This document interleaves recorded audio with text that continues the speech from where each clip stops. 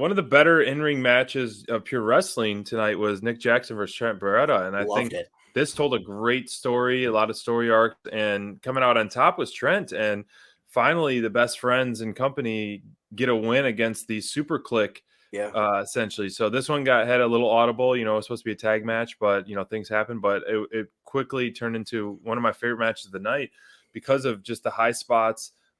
Trent, obviously, with his chops, are always so. He's becoming one of my favorite chopper, man. He's bringing them in each corner, giving them a shot, but. Both these guys were going toe-to-toe most of the match. Nick Jackson, not typically a singles wrestler, but anytime we've seen him do his singles wrestling, he does some amazing stuff. I mean, the guy was spot on all night, man. He's a completely different wrestler when he's by himself. He is. Yeah. He really is. This one of my favorite spots of the whole show was that top rope backflip into the over the rope destroyer combo that Nick Jackson threw on Trent, man. Yeah. It was so impressive, man. And so I like this edge, and I can't wait to see the tag match, the tag match that was scheduled to be, because I know the history. The AEW did a great job with the video packages showing the history between the two. Stinks that we didn't get to see that. I know. We will. Yeah. Because they're calling them out for sure. But I had no idea the history. So I like how they bring that back, and Excalibur is so good with, telling a story. He's so good at his wrestling knowledge. He's so smart. And so I got to give props to that they do a really good job at that. Educating those fans like myself who did not follow those two tag teams, early on in the early days. So what were some of your highlights of this match? Dude, I will say this.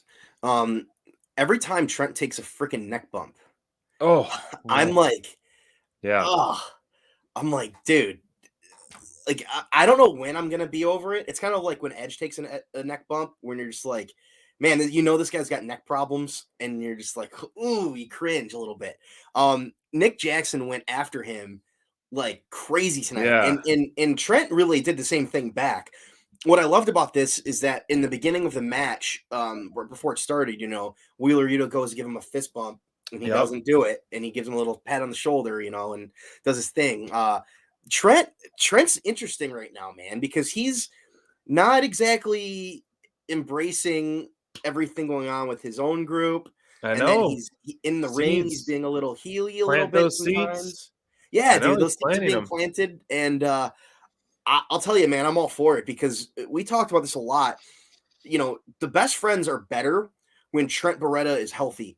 The best friends are at their best when he's there. So when he's getting involved in multiple storylines and stuff going on with his own group and with, the Bucks and the Super Click, man, you just love to see it, because now we've got more talent in this big feud going on. And they showed tonight, Trent, anybody can win any match at any time in this feud right now. They both tore the house down. Obviously, Nick is an awesome wrestler, and I think that when he's by himself, he's worried less about right?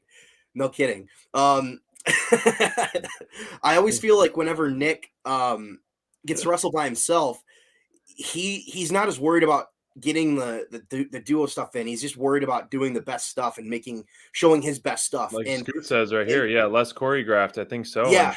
He was very spot on, and I like when the Young Bucks lean into the crowd and cheese it up like their cheesy heel stuff. But me too. Yeah, but still, they do work. So it's so hard for true tag teams to split up, and then for guys to stand on their own, and they do such a good job. Both the Young Bucks for them, for them, it's easy. They don't miss a beat. Amazing when they're by themselves. And that just goes to tell you, man, like, these guys are the best. These guys are fantastic. Exactly. I know. And even though Nick took the loss tonight, this match doesn't hurt either guy. This match is awesome. Trent looks like $1 million coming out of it, especially after he took all that neck damage, dude. So love this match. Loved it. Absolutely. Yeah. And if you've followed BTE over the past month or so, Trent, one of the funny moments probably was like 3 or 4 weeks ago when he was showing his in-ring gear, his knee pads. Yeah. Like, I got an orange for Orange Cassidy. I got an alien for Statlander, and I got this piece of shit for you. And it was for Wheeler Yuta, because you're a piece of shit. It was a turd Poor Wheeler, emoji. man. It was a turd emoji. So you could see that happening on BTE. So yeah, keep watching BTE. It's good stuff. Character revamping works so well. Obviously, babyface and heel, but I think like if Trent does turn on the best friends, I think the best friends. I think he could stand on his own as a heel, but best friends would struggle to stand alone without him. That makes sense. I kind of agree. We saw when Trent was out, the best friends aren't as interesting without Trent. He's just such a good in-ring guy, man. Like the stuff he can do, and he's so fluid. He's such a good athlete, and he's so strong and does stuff so well. And you're just like, man, like when he's not there, it hurts. And here's the thing, like all these guys are great individually. Like Wheeler, man, he does some great stuff. OC does great stuff. Chuck does great stuff. All these guys, Statlander's obviously like in the main event picture for the women's division. So like they're all really good individually, but I think that as a whole, when they're together as a team, Trent just puts them over a different level. And I think that having him split off potentially will hurt the best friends, but also make for some really interesting stuff. Right. Because he's like we said, man, we love watching his matches. He works so well. And it's like the dude just coming off of 2 major surgeries, really, because he was out and then he was immediately hurt again. Yeah. So, this guy's basically hasn't wrestled in a year, and he comes in here and has these great matches with top tier talent. It's just great.